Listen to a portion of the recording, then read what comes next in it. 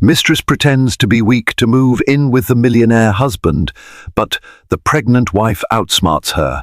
In a sun-drenched mansion perched high above the city, Cassandra Redwood believed she was living a charmed life. Married to Marcus Redwood, a self-made millionaire known for his impeccable style and sparkling social presence, she was now expecting their first child. But beneath the gleaming facade lay a tangled web of secrets.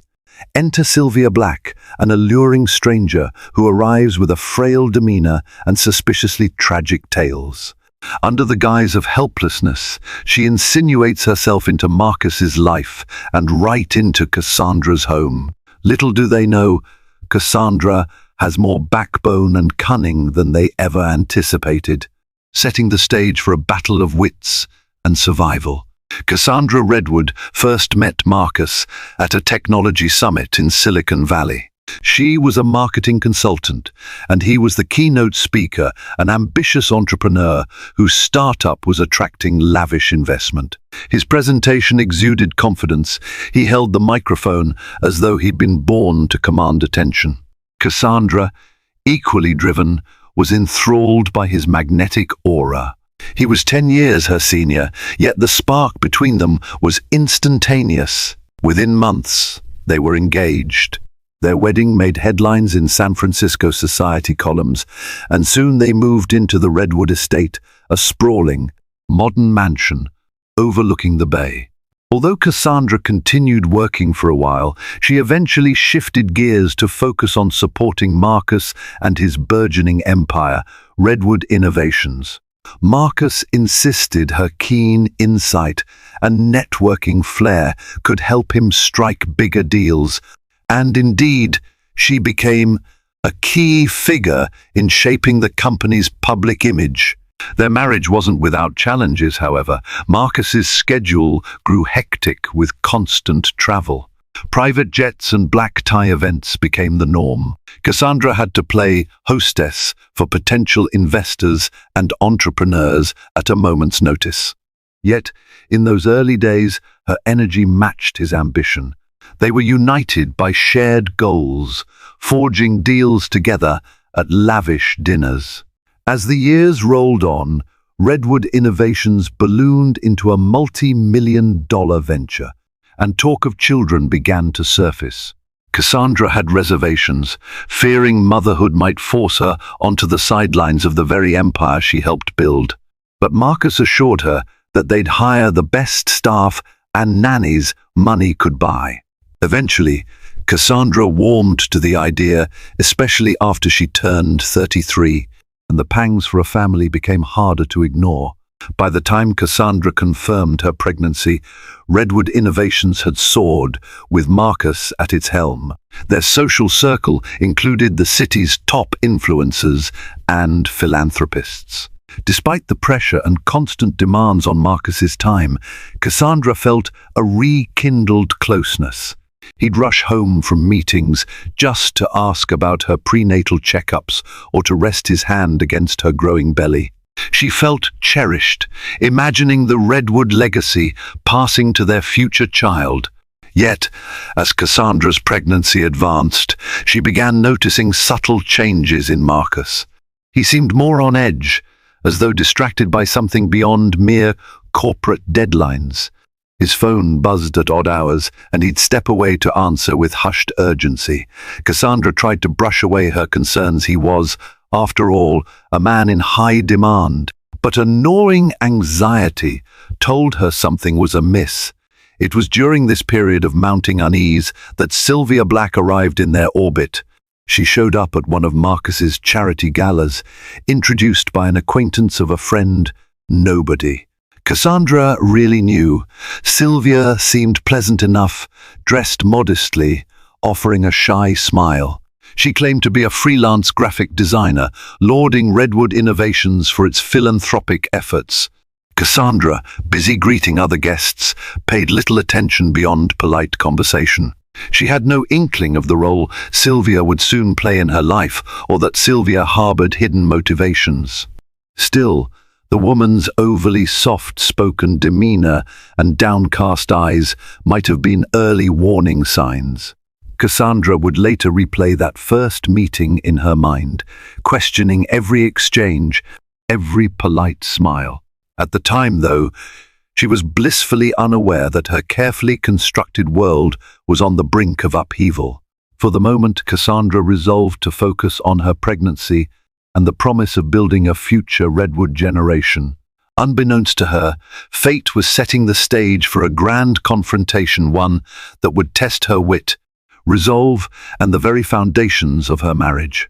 Life at the Redwood estate took an unexpected turn when Sylvia Black began appearing with uncanny frequency. First, she popped up at a gallery show Cassandra hosted to raise funds for a local children's hospital, claiming she was there to offer her design skills for free.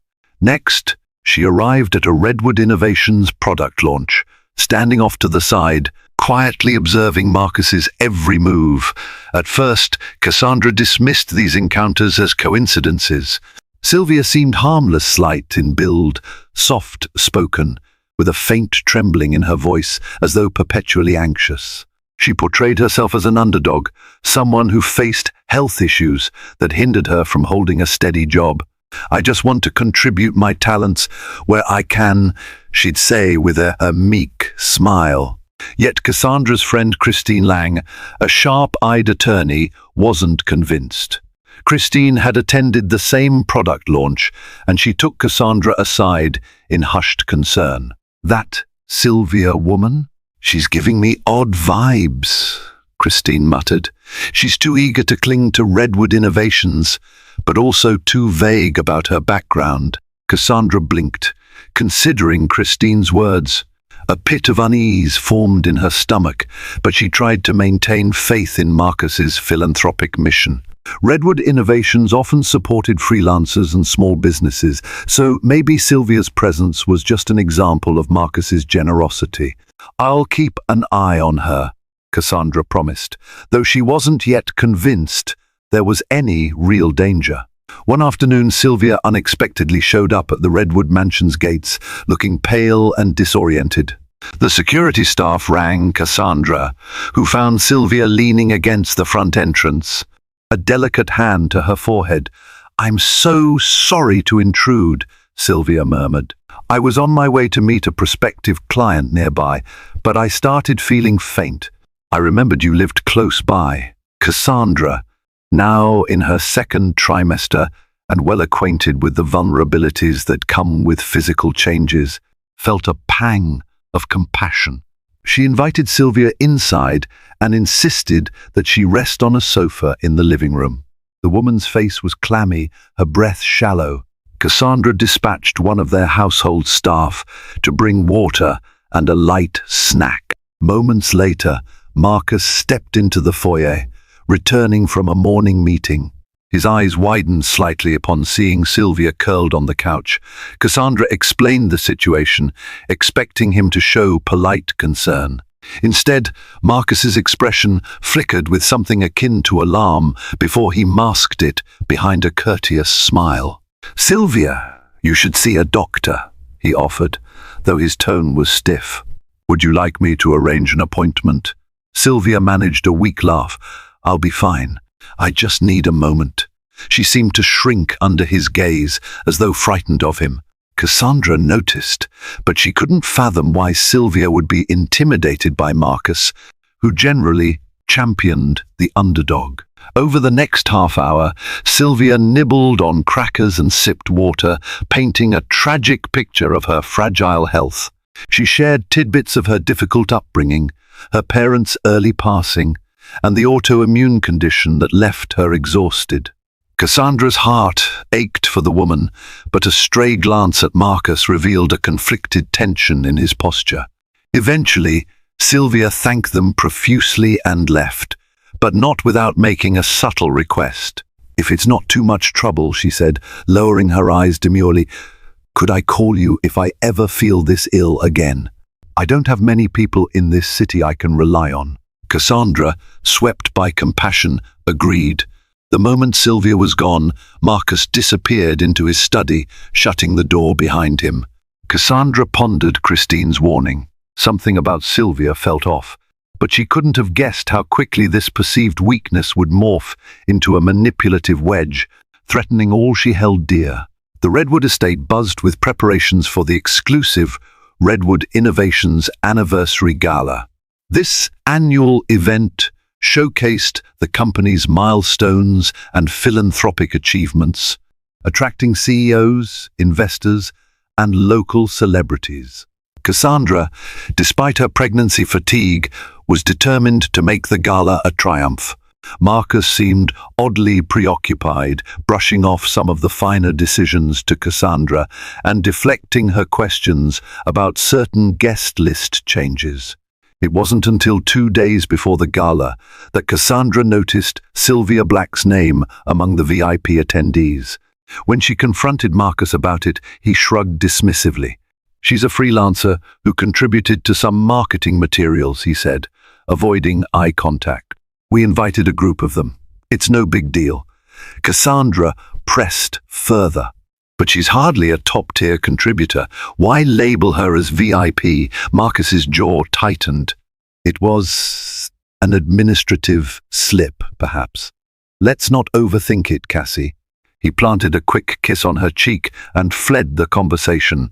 Usually, Cassandra would accept his dismissals, chalking them up to stress.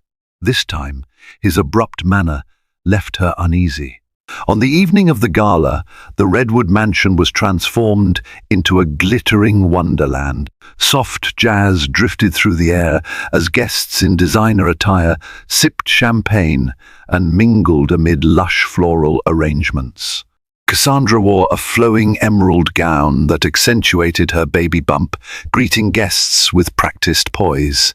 Still, her eyes scanned the crowd, searching for Sylvia's unmistakably timid figure. Sure enough, Sylvia arrived late, swathed in a pale lavender dress that highlighted her delicate frame. She moved hesitantly through the crowd, as if overwhelmed by the opulence. Cassandra caught sight of Marcus, discreetly pulling Sylvia aside near the edge of the ballroom.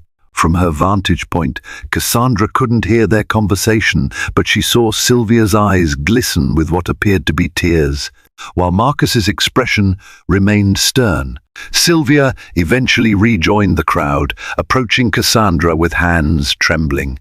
"Oh, Cassandra," she whispered, glancing around as though terrified. "May we speak privately?" Although exhaustion nibbled at Cassandra, she nodded, guiding Sylvia to a quiet corner. "I'm truly sorry to burden you," Sylvia began, voice quivering. I'm in a desperate situation. The place I've been staying, the landlord is selling the property. I have nowhere to go, no family nearby. I can't handle the stress on my health." Cassandra felt a pang of alarm. "That's awful, Sylvia. I'm so sorry. But are there any friends who can take you in, or perhaps a short-term rental you could afford?"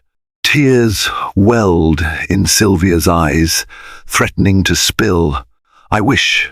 My finances are tight, especially with my medical bills. I know it's a lot to ask, but I hoped maybe Marcus could help me find a temporary solution." She let the words linger, fiddling with the lace on her dress.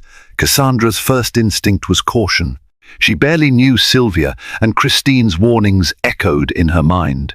But the woman looked genuinely distraught, and Cassandra's own moral compass balked at the idea of leaving someone ill out on the street. "Let me think about it," she said diplomatically. "We can discuss options with Marcus. Perhaps Redwood Innovations can arrange some sort of short-term accommodation fund."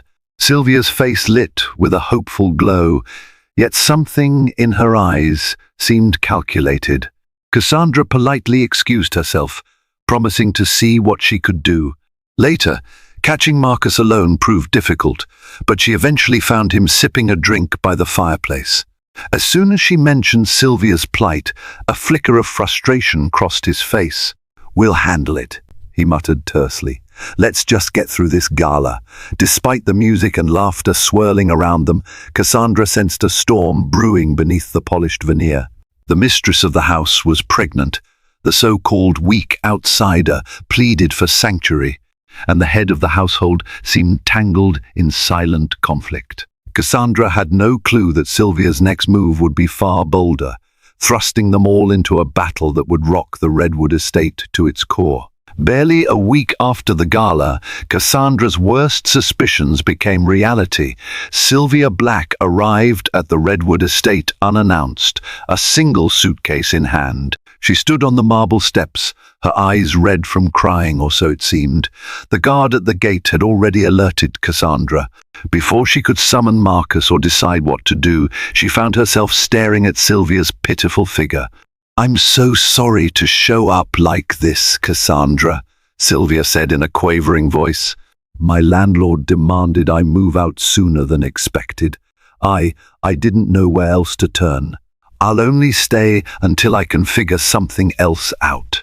Cassandra's mouth went dry. She recalled her conversation with Marcus about helping Sylvia find an arrangement, but never did she imagine the woman would appear on their doorstep. She wondered if Marcus had quietly extended an invitation, or if Sylvia was simply pushing her luck.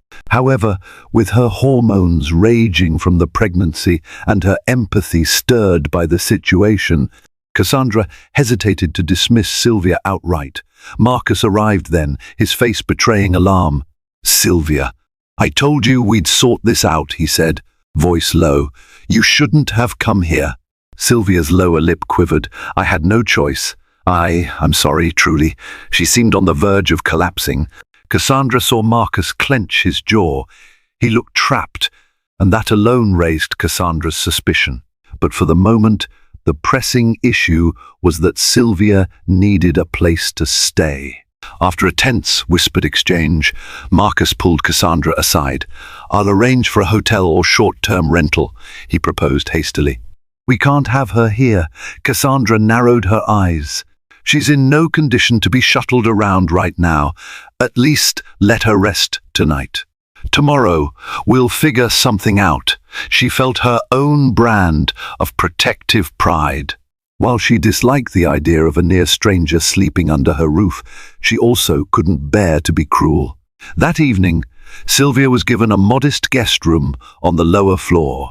Cassandra made sure the staff brought extra blankets and herbal tea. Marcus stayed mostly sequestered in his study, making furtive phone calls. Cassandra wanted to confront him, demand an explanation for his odd tension around Sylvia, but her pregnancy fatigue enveloped her like a blanket of lead. She decided to address it the following day. Unfortunately, by morning, Sylvia claimed her condition had worsened. She emerged from the guest room looking pale, complaining of dizziness. Concerned staff members fussed around her. Cassandra watched from a distance, uncertain whether the woman's frailty was genuine or a performance. In any case, forcibly removing her would have felt heartless and likely cause a scene. Days turned into a week, and Sylvia remained at the Redwood estate.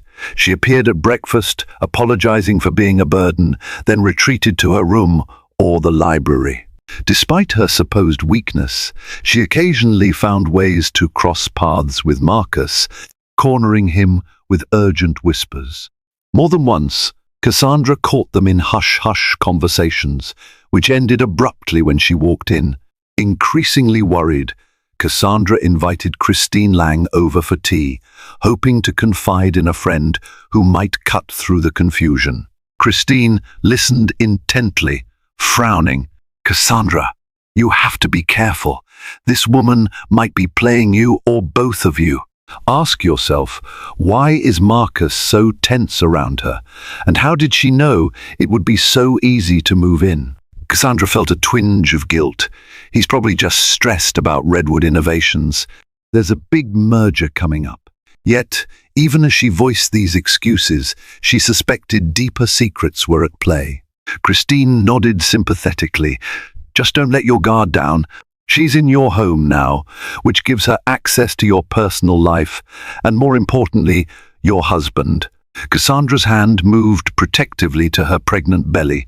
She had to figure out the truth behind Sylvia's frailty act. If this woman was truly in need, she would help. But if Sylvia had ulterior motives, Cassandra would protect her family at all costs. Sylvia's presence began to warp the atmosphere in the Redwood mansion. Every morning, Cassandra would awaken to the baby's gentle kicks and vow to maintain peace for the sake of her child. But that became increasingly difficult as she witnessed Sylvia weaving herself deeper into the household routines. The staff, sympathetic to Sylvia's health complaints, offered her comfort and attention. She softly expressed gratitude, saying she'd never received such kindness before. Even the housekeeper, Rosa, commented on Sylvia's fragile condition. "Signora, she can hardly eat without feeling faint. We must be patient with her." Yet Cassandra noticed that whenever she or Marcus were absent, Sylvia seemed perfectly capable, alert even. Christine's cautions echoed in Cassandra's mind, urging her to see the bigger picture. Over dinner one evening, Cassandra decided to broach the topic with Marcus directly.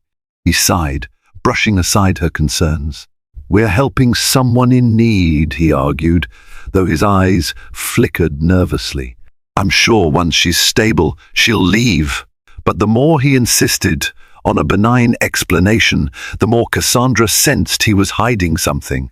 She replayed the memory of him whispering with Sylvia at the gala and the tension that flared every time Sylvia appeared unannounced in the estate. Was there an affair? Or was it something else entirely, perhaps financial or legal entanglements? One rainy afternoon, Cassandra caught sight of Sylvia hurrying upstairs when she believed no one was watching. Intrigued, Cassandra followed at a distance. Sylvia slipped into Marcus's private study, the one place in the mansion. Cassandra seldom entered unless Marcus invited her. Heart pounding, Cassandra crept closer and heard murmured voices. Clutching her phone for support, Cassandra managed to eavesdrop through the slightly ajar door, Sylvia voice trembling. "You promised you'd help me. I can't live like this." Always looking over my shoulder. Marcus sighing. "I did what I could. We're working on the legal side, but you can't stay here forever." "Cassandra is," Sylvia pleading. "I have nowhere else. If I leave, those people might find me. I need more money." "Marcus, keep it down." Cassandra felt her stomach knot. Money? Legal side? So there was indeed some deeper arrangement. She backed away before she could hear more, terrified of being caught.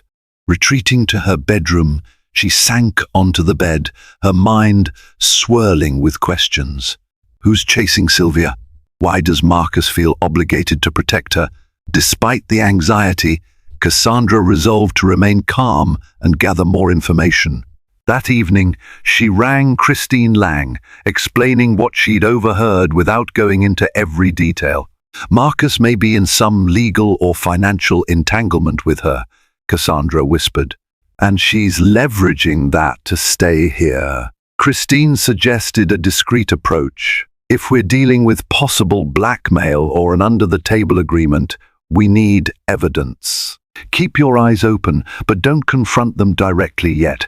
And be careful, Cassandra's stress could harm you and your baby." Cassandra agreed, though her heart pounded with dread. She hated the feeling of suspicion and secrecy poisoning her home. She also worried that confronting Marcus might push him away or escalate whatever was happening with Sylvia. But she had no choice. She had to protect her family. Later that night, she walked through the dimly lit corridors, the hush punctuated by distant thunder. Passing Sylvia's guest room, she heard soft sobbing or maybe laughter. It was hard to tell. Cassandra placed a hand over her belly, drawing strength from the life growing inside her. "I'll find out your secrets, Sylvia Black," she thought, a quiet resolve blooming, "and I'll make sure you don't destroy what I've built." Cassandra's investigations began in small, subtle ways. She asked the staff to keep a log of Sylvia's comings and goings, strictly for household security, she explained. She also rummaged through Redwood Innovations' press releases to see if Sylvia's name appeared in any official capacity. Nothing. Sylvia existed in a shadowy space, present enough to cause tension, but invisible on paper. One evening, Cassandra discovered a few receipts on Marcus's desk from a private clinic. The patient's name had been redacted, but the date coincided with the day Sylvia first appeared at the mansion, claiming illness. Her heart lurched. Could it be that Marcus was quietly footing her medical bills? And if so, why hide it? Meanwhile, Sylvia continued to project an image of helplessness within the household. She'd drift into the living room while Cassandra was reading, apologizing profusely for interrupting. "I'm feeling dizzy again," she'd whisper, a trembling hand at her temple as if awaiting a nurse's immediate attention. The staff doted on her, although Cassandra often sensed a cunning glint in Sylvia's eyes whenever they locked gazes. Marcus grew more distant. He spent long hours in his study or at Redwood Innovations headquarters. He made excuses about a looming merger, but Cassandra guessed his absences had more to do with Sylvia's presence. A quiet tension hung between husband and wife. At dinner, their conversations were forced, overshadowed by the unspoken question, "Why is this woman still here?" Desperate for concrete answers, Cassandra asked Christine Lang for a favor. "Could you run a discreet background check on Sylvia Black?" She requested over the phone. Christine hesitated, warning that such investigations could be risky if discovered. But Cassandra insisted, "I need to know who she really is." "She's not just a random freelancer with health problems, Christine. I can feel it." A few days later, Christine called back with preliminary findings. There's not much on her. No social media presence, no stable employment history. There was a Sylvia Black who filed a restraining order against an ex-boyfriend in Seattle, but the details are sealed. Christine paused, then added, "And get this, she's used multiple aliases in the past. No record of criminal convictions, but definitely a pattern of suspicious behavior, short-term stays. Large sums of money changing hands, then disappearing." The revelation confirmed Cassandra's worst fears. Sylvia was not just a helpless victim. She'd orchestrated similar arrangements before. "She might be a professional manipulator," Christine said gently. "Perhaps she extorts money by preying on people's sympathy or some hidden guilt." Armed with this knowledge, Cassandra confronted Marcus one evening as he emerged from the study. "Marcus, I know Sylvia isn't who she claims to be," she began, voice trembling despite her resolve. "I overheard bits of your conversation. She's asking you for money, isn't she?" His face paled. "Cassandra, this isn't something you need to worry about." She cut him off, tears burning in her eyes. "But she's living in our home, Marcus. I'm carrying your child. Don't you think I deserve the truth?" Marcus raked a hand through his hair, clearly torn. "I made a mistake a while back. A big one. Sylvia knew about it and threatened to expose me if I didn't help her. I never wanted her to move in, but I couldn't risk a scandal with Redwood Innovations in the middle of major deals." Cassandra felt a surge of rage and betrayal. "What kind of mistake?" she demanded. Marcus swallowed hard. "It's complicated. Let's just say it could destroy the company and everything we've built." Stunned and furious, Cassandra realized the stakes were higher than she imagined. Sylvia wasn't merely an unwelcome guest. She wielded a damaging secret. But Cassandra was determined now more than ever. She would protect her child and her legacy, no matter what dark secrets her husband had to reveal. As Cassandra struggled with Marcus's partial confession, she also grappled with the betrayal she felt. If he'd committed some act that gave Sylvia the power to blackmail him, what did that say about their marriage and trust? The Redwood mansion, once her haven, now felt claustrophobic, with a scheming interloper lurking in every corner. Determined to regain control, Cassandra devised a plan. She'd feign acceptance of Sylvia's presence, playing along with the kindness everyone else afforded her. Meanwhile, she would track Sylvia's every move. If Sylvia truly was blackmailing Marcus, Cassandra needed proof, some record of demands, evidence of hush money, or any incriminating conversation. Only then could she oust Sylvia and protect her family from scandal. "Be careful," Christine Lang cautioned when Cassandra shared her strategy. "People like Sylvia thrive on deception. One slip, and she'll know you're onto her. Cassandra acknowledged the risk, but felt she had no other choice. So Cassandra practiced her act. She invited Sylvia to join her for tea in the sunroom, expressing concern about her health. "Have you considered alternative treatments?" Cassandra asked gently, watching Sylvia stir honey into her cup. "I can recommend a great specialist if you'd like." Sylvia's gaze flickered with surprise. "That's kind of you, but I've tried so many treatments already. Nothing seems to work." She offered a wan smile. "Sometimes I wonder if I'll ever be truly well." Cassandra nodded sympathetically, but inwardly she studied Sylvia's body language. How was it that this woman, so supposedly frail, had the energy to keep up with Redwood Innovations events and hold clandestine meetings with Marcus? "We'll figure something out," Cassandra said softly, masking her suspicion. Later that week, Cassandra arranged a ladies' lunch under the guise of welcoming Sylvia into society. She invited a few acquaintances known for their discerning eyes, including Christine. Over salad and mineral water in the mansion's formal dining room, Sylvia played the role of shy newcomer flawlessly. She recounted her childhood hardships in trembling tones, earning murmurs of pity from the women.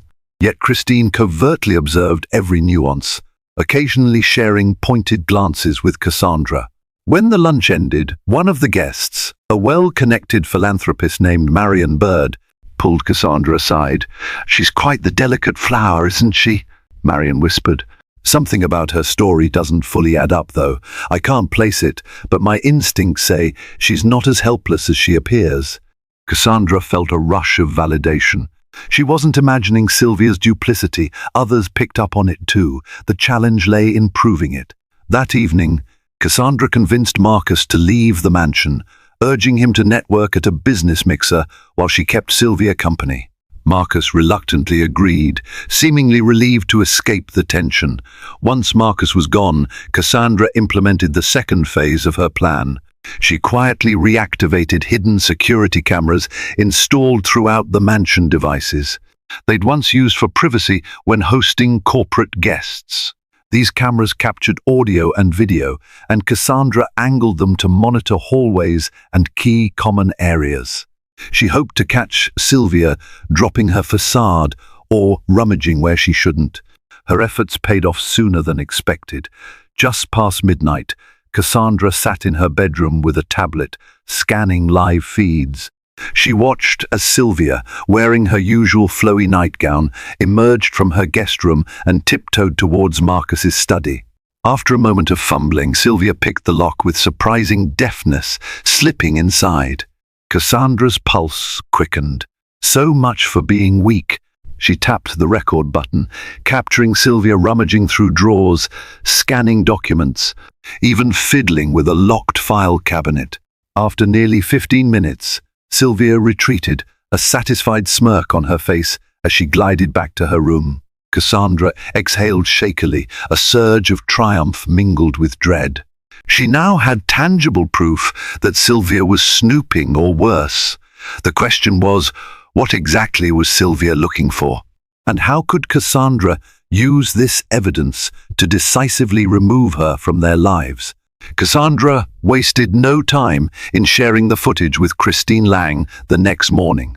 Sitting together in Christine's office, they watched Sylvia's late-night foray into Marcus's study.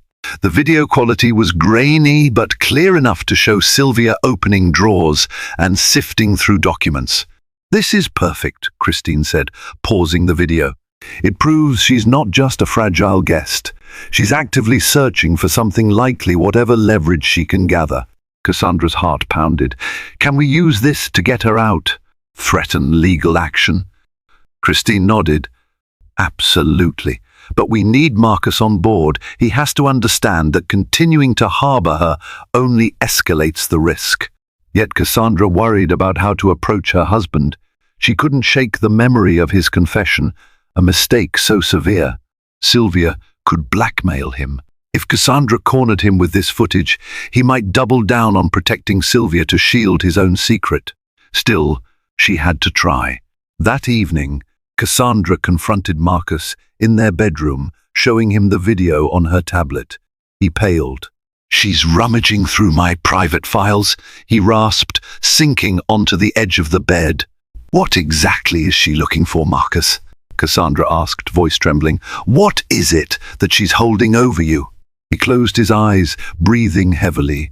"A year ago, I made an illegal move in a corporate acquisition. I bribed a smaller firm's board member to silence a scandal that would have derailed Redwood Innovations' expansion." He paused, grimacing. "Sylvia has evidence of that transaction, proof that would land me in legal trouble and destroy the company's reputation." Cassandra felt a torrent of emotions, betrayal, anger, but also heartbreak. For years she'd trusted Marcus's ethics. Now she learned he'd compromised them in secret. "So this is why she came to you for money, posing as a desperate woman," Cassandra said, her voice quavering. He nodded miserably. "She stumbled upon records when she was contracted as a freelancer. She threatened to go public unless I paid. I've been buying her silence, hoping to quietly rectify that past mistake. But I never expected her to move in here." Cassandra pressed a hand to her forehead. "We need to put a stop to this. She's crossing every boundary." Marcus exhaled. "But if we force her out, she'll release that evidence." Cassandra's gaze hardened. "She won't if we outsmart her. Right now, she thinks she holds all the cards. We have footage of her trespassing in your private study. We can use it as leverage." Marcus stared at his wife, a glimmer of hope mingling with fear. "What if she tries to leak my secret anyway?" Cassandra pursed her lips. "We'll be prepared. I'll speak with Christine. We can craft a legal strategy, maybe a private settlement that ensures both parties walk away. Or we can threaten criminal charges for trespassing and blackmail if she pushes us." Marcus stood, shoulders sagging under the weight of guilt. "I'm so sorry, Cassie. I never wanted to drag you into this." Her heart clenched, recalling the love that once bound them. She was pregnant, exhausted, and now embroiled in a scandal that could shatter everything they'd built. "We'll deal with this," she said, voice firm. "But remember, you brought this on us. Don't ever lie to me like this again." In that charged moment, they formed an uneasy alliance, two flawed souls determined to protect their unborn child and their life's work. The plan was simple: confront Sylvia with the evidence of her deceit and force her to relinquish her blackmail. Yet, Cassandra suspected nothing would be simple about dealing with a woman as cunning as Sylvia Black. Little did they know, Sylvia had anticipated their countermove and had one more devastating twist to unleash. Cassandra spent the next day meticulously coordinating with Christine Lang, drafting a strategy that balanced caution and assertiveness. They planned to confront Sylvia with a calm but resolute approach, presenting the security footage as indisputable proof of her wrongdoing. The goal: make her leave quietly, under the threat of legal repercussions if she exposed Marcus's scandal. However, Sylvia surprised them by striking first.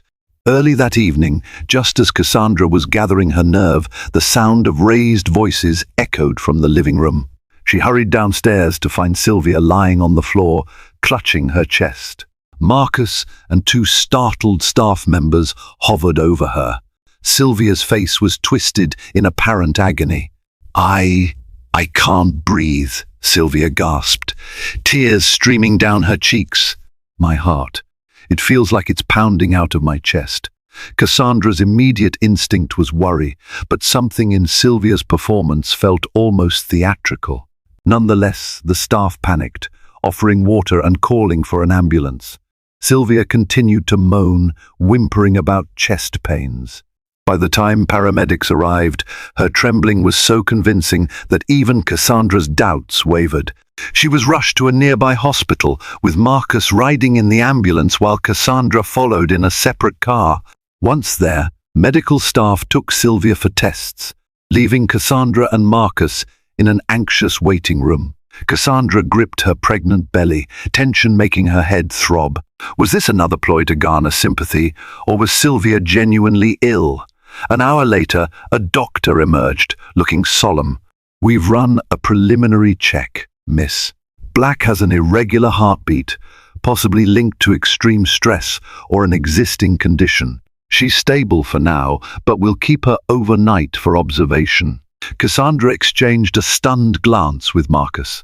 If Sylvia truly had a legitimate medical crisis, their plan to confront her might be complicated. Publicly evicting a woman with a heart condition would appear heartless, especially if she spun the story to the press. As they stepped into Sylvia's hospital room, they found her pale and hooked to the fourth. She blinked at them through watery eyes.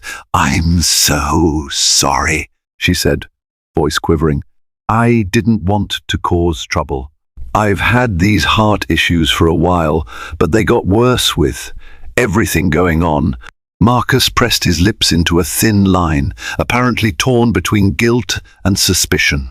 Cassandra, however, recalled Christine's background check. No mention of a cardiac ailment. Still, it was possible Sylvia had kept it hidden. "We want you to recover," Cassandra said carefully. "Focus on your health." Sylvia clutched Marcus's hand weakly. "Thank you. I know I've been a burden. Once I'm discharged, I'll gather my things and leave your home, if that's what you want." A pang of confusion struck Cassandra. Why the sudden willingness to leave? She could sense an undercurrent of manipulation in Sylvia's watery gaze, like a spider weaving her next web. Back home, Cassandra and Marcus huddled in the study, ignoring the late hour. "If she truly leaves," Marcus said, "she might still expose the scandal. Maybe her hospital scare made her realize she can't fight this war." But Cassandra shook her head. "Or it's a new strategy. She might be trying to gain our sympathy before delivering the final blow." She paused, gazing out the window at the moonlit lawn. "Marcus, we can't let her slip away unscathed. We need a binding agreement, something that legally prevents her from going public." He nodded, voice grim. "We'll have Christine draw it up, but we should handle this delicately. If the press gets wind that Sylvia had a heart episode while under our roof, Redwood Innovations could face a PR nightmare." Weary and wary, they resolved to face Sylvia once she was discharged, forcing her to sign a confidentiality agreement in exchange for a settlement that would see her off for good if all went well. Little did they know, Sylvia's final gambit would outstrip any plan they'd laid, pitting cunning against cunning in a final dramatic showdown. Sylvia was discharged 2 days later, returning to the Redwood estate with doctor's orders to rest and manage stress. Cassandra quietly arranged for Christine Lang to visit that afternoon, armed with the necessary legal documents. The plan was straightforward: present Sylvia with a confidentiality and non-disclosure agreement, offer a one-time settlement, and usher her out. Cassandra escorted Sylvia to the library, a dignified, wood-paneled room chosen for its privacy, and handed her the papers. Marcus stood by, silent and tense. Christine, wearing her most professional demeanor, calmly outlined the terms. If Sylvia agreed not to reveal any information about Redwood Innovations or the Redwoods' personal affairs, she would receive a generous sum to cover her relocation and medical expenses. Sylvia listened, resting a hand over her chest as though this discussion pained her delicate heart. But rather than fear or compliance, Sylvia's eyes gleamed with a certain triumph. "You think you can pay me off so easily?" she asked, her voice lacking its usual tremor. "I'm afraid you're misunderstanding me. I don't just want money. I want security." Marcus's brow furrowed. "This arrangement," Sylvia cut him off. "I'm not finished. You see, I have in my possession the files and evidence of your illegal dealings, Marcus. I also have recordings of our private conversations. If anything happens to me, if I'm forced to leave with no safe haven, those files will automatically go to the authorities and a few major media outlets." Her gaze flicked to Cassandra. "I learned a few things about your dear husband's acquisitions. The blow to Redwood Innovations would be catastrophic. Christine interjected, voice steely. Are you blackmailing the Redwoods yet again? Because that is a crime, Miss Black. Sylvia's lips curved in a cold smile. Crime? Who'd believe that a frail woman with a heart condition is the real villain? The court of public opinion can be easily swayed, especially with the right sob story. She paused, letting her words sink in. If anything, your attempt to buy my silence looks like hush money. And hush money always leads to scandal. Cassandra felt her hand shake, the baby in her womb giving a restless kick, as if sensing the tension. So what do you propose? She asked, striving to keep her voice steady. Sylvia raised her chin. I want a permanent place here, at least until I can ensure my safety. Full access to Redwood Innovations healthcare coverage and monthly support. In exchange, I keep your secrets safe. Her gaze swept the room. And I assure you, my heart condition is real. Stress is deadly. Imagine if I collapsed on the street because you threw me out. The optics would be brutal. Silence choked the library. Even Christine seemed momentarily stunned by the audacity of Sylvia's demands. Cassandra stared at the woman who'd so effectively infiltrated her home and manipulated everyone around her. Marcus's shoulders sagged. It was clear he felt cornered again. But Cassandra refused to be beaten. She inhaled deeply, drawing courage from the life growing inside her. I've worked too hard to let this woman hold us hostage forever. She placed a hand on Christine's shoulder, then locked eyes with Sylvia. We'll consider your offer, Cassandra said, voice calm. But we need time. Give us until tomorrow morning to finalize terms. Sylvia nodded smugly. I'll be in my room then. Do let me know if you need anything. As Sylvia left the library, Christine exhaled sharply. Marcus sank into a leather armchair, burying his face in his hands. Cassandra maintained her composure, though inside she felt a storm brewing. She had one more card up her sleeve, something she'd prepared in secret, and now it was time to play it. That night, Cassandra quietly initiated her final move. She contacted a trusted investigative journalist named Jacob Medina, someone who had once worked with Redwood Innovations on philanthropic spotlights, but was known for his integrity. If anyone could handle the truth responsibly, it was Jacob. Cassandra told him she had critical information to share, but only if he agreed to protect certain individuals. Jacob, intrigued by her urgency, set up a discreet early morning meeting at a private cafe. Meanwhile, Cassandra confronted Marcus again. We can't live under Sylvia's blackmail, she said, pacing the bedroom. I've reached out to a journalist who can help us break the story on our terms. If we reveal your mistake in a controlled manner, take accountability, pay any legal fines it might be damaging, but Redwood Innovations can still survive. Sylvia loses all her power over us. Marcus looked stricken. You'd risk going public with my wrongdoing? After all we've done to build the company's reputation? Cassandra took his hands, remembering the love and ambition that once bonded them. Better a temporary scandal than a lifetime of blackmail. We have a baby on the way. We must free ourselves from this toxic situation. Reluctantly, Marcus agreed, though fear shadowed his eyes. He made Cassandra promise they'd consult Redwood Innovations' legal team if needed. Cassandra nodded, her mind already racing with the steps ahead. She reminded herself that Christine stood ready to handle any legal fallout. At dawn, Cassandra slipped out of the mansion and met Jacob Medina in the secluded corner of the cafe. Over the next hour, she recounted the entire ordeal from Marcus's illegal bribe to Sylvia's infiltration and blackmail. She showed him the footage of Sylvia prowling the study and even produced emails confirming the hush money transfers. The journalist's face grew grim. This is quite a story, Jacob muttered, but it will hurt Redwood Innovations. Are you certain this is the path you want to take? Cassandra's voice trembled. I'm certain. Marcus understands. We'll handle the repercussions, but we refuse to let Sylvia twist our lives any further. If we come clean, at least we're in control of the narrative. Jacob agreed to publish the story within 48 hours, promising to highlight Redwood Innovations' plan to rectify past misdeeds and commit to ethical reforms. Cassandra could only hope that transparency would temper the inevitable backlash. Returning home, Cassandra found Sylvia already in the living room, awaiting the final answer. Her posture exuded confidence. "I trust you've decided to meet my conditions," Sylvia said, arching a brow. "Or must I fetch my laptop and send out that incriminating material right now?" Cassandra's heart pounded, but her voice remained steady. "No need.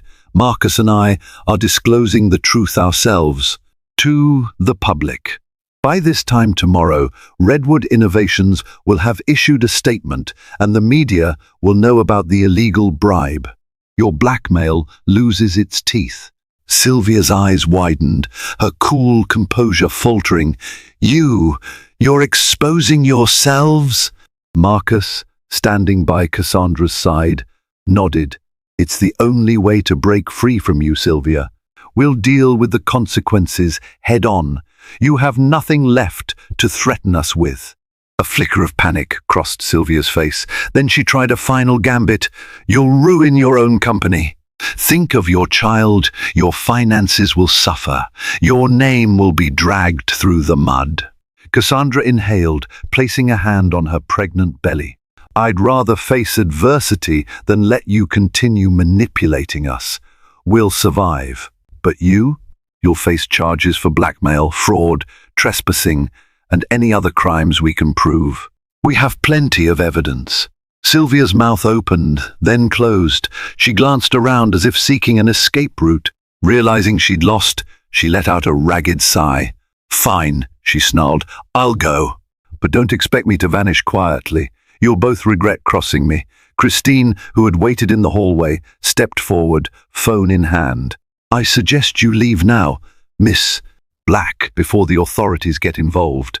With that, Sylvia pivoted and stormed out, a storm cloud of fury swirling around her. Cassandra watched from the doorway, relief coursing through her veins. It was over the Mistress's hold on their lives was broken. Over the following days, Redwood Innovations braced for the fallout from Jacob Medina's revelations. Marcus publicly acknowledged his past error, apologized, and vowed reforms. It was a brutal process. Some investors pulled out, critics lashed them in the press. But ironically, the candor also garnered some respect. Many admired that they chose honesty over blackmail. In the end, Cassandra felt a sense of liberation. She and Marcus began rebuilding trust in their marriage, determined to raise their child in a home free from secrets and lies. As for Sylvia Black, rumors swirled that she'd been spotted in another city, peddling her tragic stories to new targets. But this time, Cassandra vowed never to let such manipulation take root again. She had outsmarted the pretender who feigned weakness and emerged stronger than ever before. Thank you for accompanying us through this whirlwind tale of secrets, manipulation, and redemption within the luxurious yet treacherous walls of the Redwood estate. Cassandra's resilience in protecting her unborn child and salvaging her marriage underscores a powerful lesson. Sometimes, facing the storm head on exposing your own vulnerability can be the most potent way to break free from a toxic grip. Sylvia Black's cunning ploy to wield weakness as a weapon ultimately backfired when confronted by a determined wife who refused to be underestimated. If you found yourself rooting for Cassandra's triumph, thrilled by the twists, or shocked by the betrayals, we invite you to like, share, and subscribe to our channel. Your support fuels our passion for storytelling, enabling us to bring you more gripping dramas and unforgettable characters. Stay tuned for more stories that explore the strength of the human spirit and the power of truth. Thank you for watching.